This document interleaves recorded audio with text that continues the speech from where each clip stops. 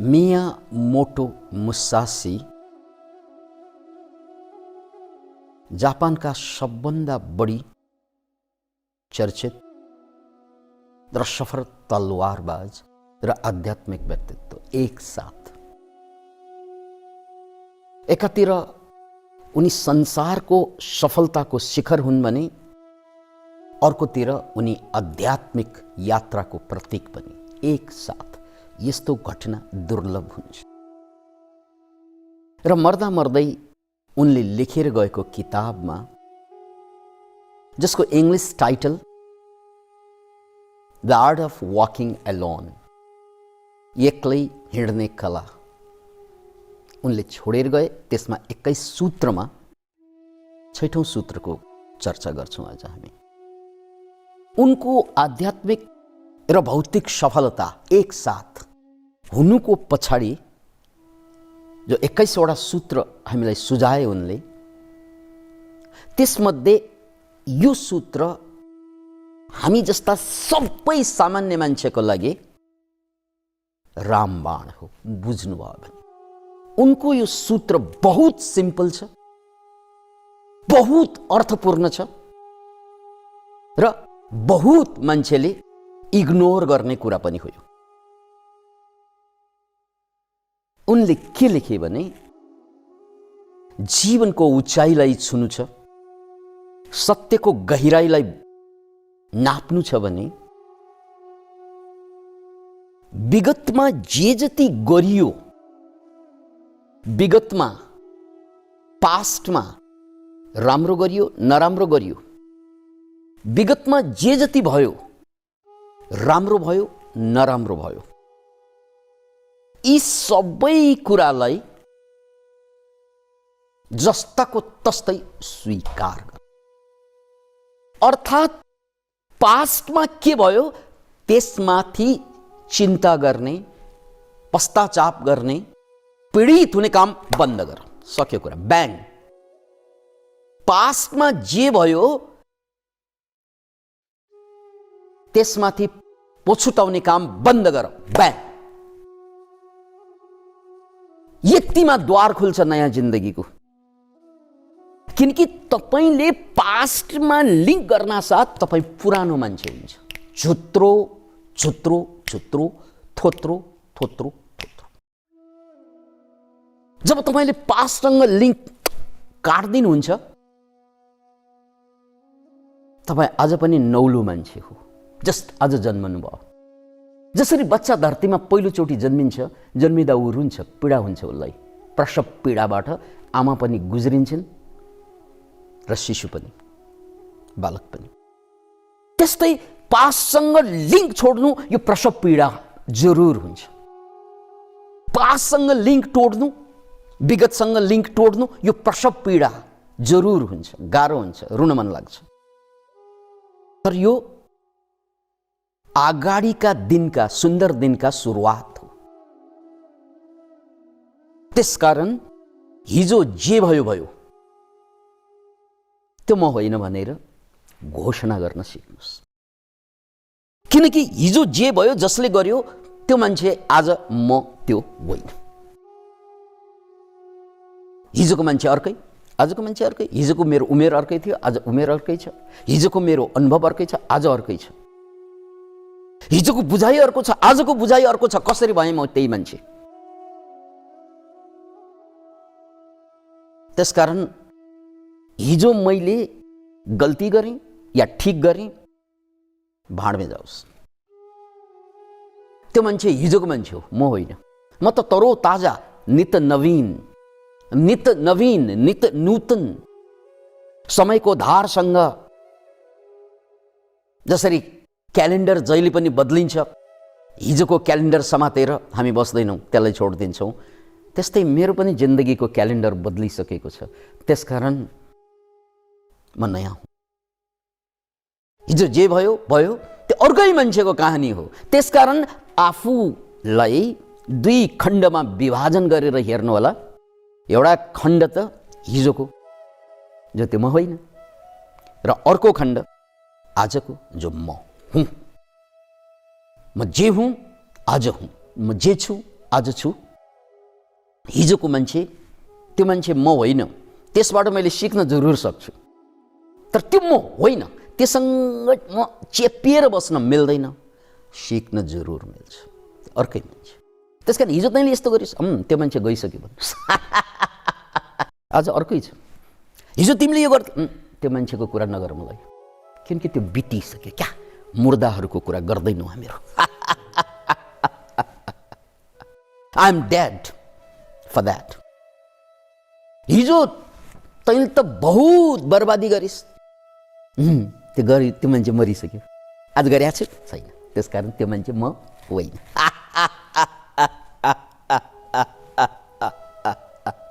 Can you imagine it? So, तपाईले जसरी pizza काटे जस्तो, केक काटे जस्तो हिजोलाई छुटाइदिनुस्, त्यो अर्कै मान्छे, तर आज म अर्कै हुँ। जे भयो त्यो म स्वीकार गर्छु, किनकि हिजो गल्ती गरे पनि, ठिक गरे पनि, जे गरे पनि, ती सबै कुराको निचोड स्वरूप, ती सबै कुरालाई छोड्दै जाँदा त म आज बनेको हुँ। यसलाई बुझ्नको लागि यात्रालाई स्मरण गर्नुहोस्। यात्रा, जब हामी यात्रा गर्छौँ त्यो बेला हामी घर छोड्छौँ, राइट? अनि घर छोडिसकेपछि त्यो त पास्टमा गयो। अब मैले यहाँ बसेर घरमा केही गर्न मिल्दैन, किनकि त्यो गइसक्यो।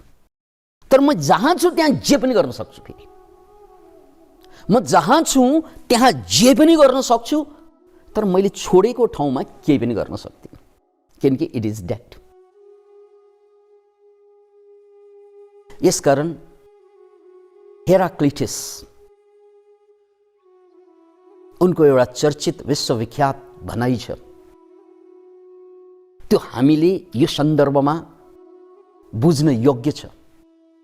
You cannot step twice into the same river. You cannot step twice into the same river. तिमी एउटै नदीमा दुईपल्ट नुहाउन सक्दैनौ, किनकि एकचोटि नुहाउँदाखेरि जुन नदीको पानीको धार हुन्छ, फेरि अर्कोचोटि नुहाउँदा अर्कै पानी आइसकेको हुन्छ। त्यसकारण तिमी एउटै नदीमा दुईचोटि नुहाउन सक्दैनौ। र जिन्दगी नदी हो। अगाडिको पानी, विगतको पानी बगिसक्यो, आज अर्कै पानी आइसकेको छ, राइट? आज म अर्कै पानी हुँ, हिजोको पानी अर्कै हो, त्यो कहाँ पुगिसक्यो मलाई थाहा छैन। त्यसकारण मियामोटोको कुरा गर्ने हो भने उनको विगतलाई हामीले अध्ययनको रूपमा निहाल्ने हो भने, उनको विगतलाई उनले थुप्रै मान्छे मारेका थिए, किनकि डुएलमा, द्वन्द्वमा मान्छे मारिनु स्वाभाविक हो। उनी विगतमा तलवारबाज थिए र त्यो तलवारबाज भएकोले उनले 61 वटा जुन द्वन्द्व लडे, त्यसमा आधाभन्दा बढीको टाउको काटेका थिए। एउटा मान्छे होइन, थुप्रै मान्छे मारेका थिए। यसरी मबाट बहुत ठुलो गल्ती भयो, कति मान्छेको सिउँदो पुछ्यो, कति बच्चाहरू टुक्रा भए भनेर जो भावुक हुन्छौँ नि हामीहरू विगतलाई सम्झेर, त्यो भावुक हुने हो भने म त पापी रहेछु, मैले त गल्ती गरेको रहेछु, मैले बहुत बडा पाप गरेँ, मैले बहुत बडा गल्ती गरेँ, यो भन्नुभयो भने हेर्नुहोस् है, तपाईँले विगतमा के गर्नुभयो त्यो पाप होइन, अहिले के गर्नुभयो त्यो पाप हुन्छ। याद राख्नुहोस् त्यो कुरा, अहिले के सोच्नुभयो त्यो पाप हुन्छ। फेरि पनि बहुत गम्भीर कुरा, बहुत दार्शनिक कुरा भनिदिएँ, तपाईँले विगतमा के गर्नुभयो त्यो पाप होइन, किनकि त्यो सकिसक्यो, त्यो च्याप्टर क्लोज भइसक्यो। तर आज जे सोच्नुभयो र आज जे गर्नुहुन्छ त्यो चाहिँ बहुत पाप हुन्छ, किनकि त्यसले तपाईँलाई अगाडि जानै दिँदैन। आज तपाईँले गडबडी गरिरहनु भएको छ भने अगाडि जान सक्दैन, आज तपाईँले नेगेटिभ सोचिरहनु भएको छ भने अगाडि जान सक्दैन। त्यसकारण विगतमा जे भयो that is not the problem, the problem is right now what you are thinking. गजब लाग्यो। हिजो मैले के गरेँ, that is not the problem. The problem is what I am thinking right now. मलाई अगाडि जानबाट रोक्नु हिजोको मेरो गल्तीले होइन। हिजोको मेरो गराई त गइसक्यो, तर मेरो सोचाइ त अहिले छ, यो मोमेन्टमा छ। र यो पनि याद राख्नुहोस्, लाइफ भनेको मोमेन्ट टु मोमेन्ट हो। लाइफ भनेको वर्तमान हो। विगत मरिसक्यो, अनागत आएकै छैन।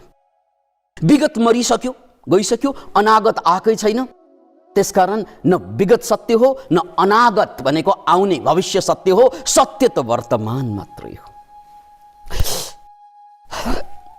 फेरि बुझ्नुहोस्, न विगत सत्य हो किनकि त्यो गइसक्यो, न अनागत त्यो सत्य हो किनकि त्यो आएकै छैन। जिन्दगी न त्यहाँ छ न त्यहाँ छ, जिन्दगी त यहाँ छ। जिन्दगी त यहाँ छ, जिन्दगी त यहाँ छ। यहाँ गडबड भयो भने सबै पाप हुन्छ। त्यसकारण गडबड भोलि के होला, फर्गेट इट। हिजो के भयो, फर्गेट इट। यहाँ के भइरहेको छ, रिमेम्बर इट। आज के भइरहेको छ, कन्सर्न इट। मेरो मनमा आज बहुत कमजोरी विचार आइरहेको छ कि नकारात्मक विचार आइरहेको छ। That kills me. मलाई मार्ने भनेको त वर्तमानमा हो नि। म त वर्तमानमा छु, विगतमा त म छुइनँ, भविष्यमा पुगेको छुइनँ, वर्तमानमा छु। त्यसकारण म सिद्धिने, मेरो गर्दन हिजो काटिँदैन, मेरो गर्दन भोलि काटिँदैन, मेरो गर्दन त आजै काटिन्छ यदि मैले नेगेटिभ विचार गरेँ भने। किनकि गर्दन काट्नेलाई त गर्दन चाहियो। त्यो गर्दन पास्टमा छैन मेरो, त्यहाँबाट यहाँ ल्याइसकेँ मैले, पास्टबाट तानेर यहाँ। फ्युचरमा पठाएकै छैन मेरो गर्दनलाई, प्रेजेन्टमा राखेको छु। मेरो गर्दन यहाँ छ, यो काटिने, पास्टमा काटिँदैन। याद राख्नुहोस्, पास्टमा मेरो गर्दन काटिँदैन। काट्ने भए पहिल्यै सिद्धिन्थ्यो। र फ्युचरमा पनि काटिँदैन, काटिने वर्तमानमै हुन्छ। किनकि यो फ्युचरमा जाँदाखेरि पनि त्यो फ्युचर भन्ने चिज रहँदैन, वर्तमान हुन्छ। भोलि मैले आइसक्रिम खान्छु भन्दा आज त विचार हो, भोलि भयो। तर खाइरहेको बेलामा भोलि हुँदैन, त्यो पनि प्रेजेन्ट हुन्छ, राइट? खाइरहेको बेलामा त त्यो प्रेजेन्ट हुन्छ नि। खान्छु भन्ने त कल्पना हो, तर जुन दिनमा खान्छु त्यो प्रेजेन्ट हुन्छ। So life is a present. यो प्रेजेन्टलाई नबुझेकोले सबै गोलमाल हुन्छ। किनकि प्रेजेन्टको इङ्ग्लिसमा एउटा अर्थ हो गिफ्ट। म तिमीलाई प्रेजेन्ट दिन्छु। So when you know life is a present, then really life turns to be present. जब तपाईले जिन्दगी भनेको त पास्टमा छैन, फ्युचरमा छैन, जिन्दगी त यही मात्र छ भनेर बुझ्नुहुन्छ नि, then you are आजाद। हजारौं वर्षको बन्धन, परम्पराको जगडन, सानै उमेरदेखिको सबै बन्धनबाट एक साथ, एक सेकेन्डमा छोडिन्छ। When you come to the present, life is in the present. मेरो गर्दन पास्टमा छैन, मेरो गर्दन फ्युचरमा छैन, मेरो गर्दन यहाँ छ। त्यसकारण जोगाउने अहिले हो, हिजो जोगाउने होइन, भोलि जोगाउने होइन, अहिले जोगाउने हो। किनकि हिजो र भोलि मेरो कल्पना हो। It only exists in the brain. In reality, only present exists. Life is the present. From present to present. From present to present towards present. यो प्रेजेन्ट प्रेजेन्ट प्रेजेन्टको धारा हो। तर कल्पना गर्दा त्यो पास्ट र फ्युचर आउँछ। बाँच्दा न पास्ट हुन्छ न फ्युचर हुन्छ। जीवनमा न पास्ट हुन्छ न फ्युचर हुन्छ। तर कल्पनामा पास्ट पनि हुन्छ, फ्युचर पनि हुन्छ। कल्पनाले त कार्टुन पनि निर्माण गर्छ, नभए नभएको कुरा। कार्टुन जस्तो चिज त छैन, तर कल्पनाले निर्माण गर्न सक्छ। त्यसकारण तपाईको पास्ट र फ्युचर भनेको तपाईको कल्पनाले बुनेको कथा हो। रियलमा त प्रेजेन्ट मात्रै हो। जब म सानो थिएँ भन्छु नि, त्यो बेला पनि त्यो प्रेजेन्ट थियो। अहिले त्यो कथा हो मेरो लागि। जब म बुढो हुन्छु, मर्छु, त्यो पनि कथा हो मेरो लागि। किनकि अहिले त्यहाँ म पुगेको छुइनँ। त्यहाँ म पुग्दा फेरि त्यो प्रेजेन्ट हुन्छ मेरो। त्यसकारण लाइफमा पास्टको प्रेजेन्ट, प्रेजेन्टको प्रेजेन्ट र फ्युचरको present. Can you imagine it? जिन्दगी मात्र प्रेजेन्ट हो, जिन्दगी मात्र प्रेजेन्ट हो। यो कुरा बुझ्ने मान्छे मियामोटो मुसासी बन्यो, किनकि विगतमा उनले थुप्रै युद्धमा मान्छे मारेका थिए। तर जब उनी आध्यात्मिक बने, त्यो बेला विगतका कुनै पनि कुराले उनलाई बाधा दिएन, किनकि त्यो म होइन, इट इज गन। अहिलेको लागि त्यो म होइन, किनकि त्यो सक्यो, त्यो अर्कै मान्छे थियो, राइट? उसले आफ्नो पासलाई च्वाट्टै काट्दिए। अब पालो हाम्रो, जुन बेला हामीले पनि कसैलाई कुटेको होला, पिटेको होला, कतिले हाम्रो पैसा खाइदिएको होला, कतिको पैसा ग्वाममै खाइरहेका छौँ हामीले, हो? जति पनि कुराहरू छन् नि, छोड्दिने होला। I am in the present, म अहिले प्रेजेन्टमा छु। पास्टसँग मेरो कुनै पनि लिङ्क छैन। त्यसैलाई यही कुरालाई उनको भाषामा के भने उनले, विगतमा जे भयो त्यसमा पछुताउने काम बन्द गर, किनकि पछुतायो भने तिमी नेगेटिभ हुन्छौ, नेगेटिभ भयो भने प्रेजेन्ट तिमी देख्दैनौ, अनि तिमीलाई पास्टले गाइड गर्छ अथवा लासले तिमीलाई गाइड गर्छ। पास्ट भनेको त लास हो, लासले तिमीलाई गाइड गर्छ। अब लासले गाइड गर्यो भने पुग्ने ठाउँ त मसान हुन्छ।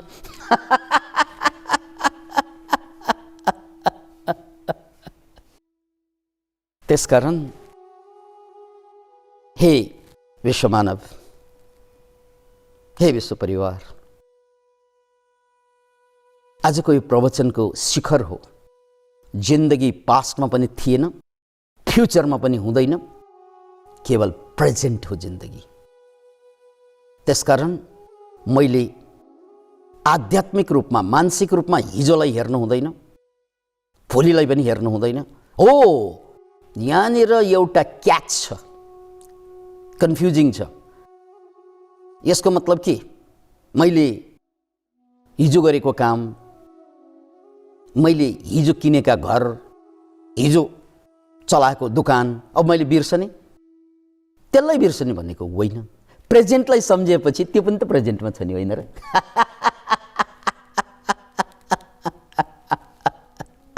त्यो पास्टलाई बिर्सिएर प्रेजेन्टलाई सम्झे अद्भुत हुन्छ। हिजो तपाईँको श्रीमानसँग श्रीमतीसँग के भयो त्यसलाई बिर्सिएर चट्ट भेट्यो भने नौलो नयाँ श्रीमान भेटे जस्तो हुन्छ, हो कि होइन? नौलो नयाँ श्रीमती भेटे जस्तो हुन्छ, किनकि मैले पास्ट बिर्सेँ। पास्ट सम्झ्यो भने तैँले अस्ति गडबड गरी आज पनि गर्छस् कि क्या हो?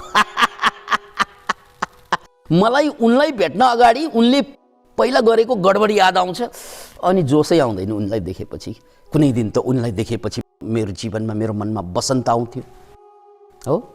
तर अहिले आउँदैन, किनकि अहिले उही मान्छे हो। तर किन आउँदैन त भन्नाले ऊ देख्न साथ उसले दिएको धोका, पीडा, दर्द, खालि त्यही मात्र याद आउँछ, अनि यु डोन्ट मिट हिम। त्यसकारण whenever you meet your husband or wife, whoever, you don't meet them, you meet your history. That's why you don't enjoy as much as you used to enjoy your wife or husband, because now you don't meet each other, you meet your past history. Life is not a history, life is a mystery. Life is not a history, it is a mystery. जीवन इतिहास होइन, जीवन रहस्य हो। यो रहस्यमा बाँच्नुको मजा नै बेग्लै हुन्छ। आकाश पनि रहस्य हो, जति हिँडे पनि टुङ्गो लाग्दैन। जिन्दगी पनि रहस्य हो, र यही रहस्यमा बाँच्ने मान्छे मात्रै जीवनको मजा लुटेर बाँच्छ। अरू त बाँच्ने नाममा आफ्नो लासलाई घिसारी बाँचिरहेको छ। कुन दिनमा कहिले यो लासलाई फालिदिन्छौँ थाहा हुँदैन। एकचोटि अमेरिकाका एकजना प्रेसिडेन्टले भनेका थिए, हामी मर्ने काम त हामी 25 वर्षमै भएका थियौँ, हाम्रो मृत्यु त 25 को सेरोफेरमै भएको हो। खालि यो लासलाई जलाउने काम कसैले 75 मा गर्लान्, कसैले 80 मा गर्लान्, तर मान्छे सबै 25 को सेरोफेरमै मरिसकेको हुन्छ। Can you imagine it? भनेको मतलब साइकोलोजिकली उसको विकासै हुँदैन भनेको डेथ हो त्यो। याद राख्नुहोस्, जबसम्म तपाईँले पास्टलाई समाउनुहुन्छ तबसम्म तपाईँको साइकोलोजिकल ग्रोथ साइकोलोजिकल विकास त्यही अवरुद्ध हुन्छ। Thank you.